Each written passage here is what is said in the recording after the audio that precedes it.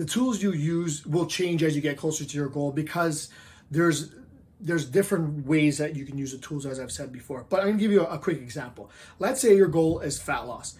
At first, our main goal is to get strong in all the major muscle groups, is to burn as much energy as possible, and to get you prepared to doing still a little bit more advanced things in the future.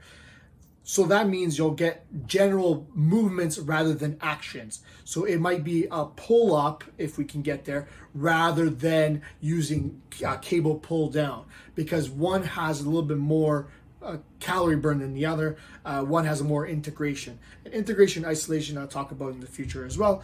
But the purpose is, as you get closer to your goal, and let's say you've lost a bunch of body fat because you've been in a calorie deficit, you've been learning how to do the movements, you've mastered the basic movements, then you can start making them a little bit more complicated. You can start combining exercises, and that's more of that integration piece.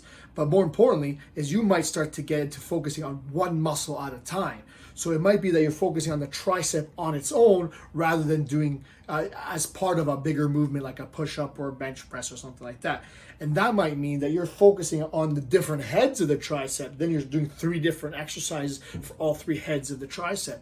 This is a way that we could make it more advanced if we need to, but it really speaks to the point I've said before, the 80-20, the things that matter, you're gonna focus mostly on at the beginning, the big rocks. And then as we get closer to the goals, then we start worrying about a little bit more about the details. The details don't always become necessary. And most of us, our goal is not to get to the end as let's say a figure model or an athlete or something like that. So we don't need to get into all those details. We can get away with just enough, right?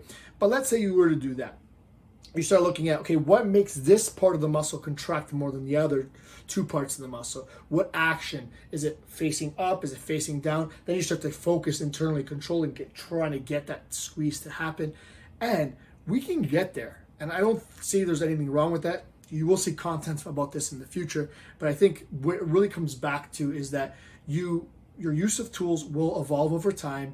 As you get closer to your goal, we'll worry about more details. We'll worry about more actions. We'll worry about the more of the placement of some of the exercises.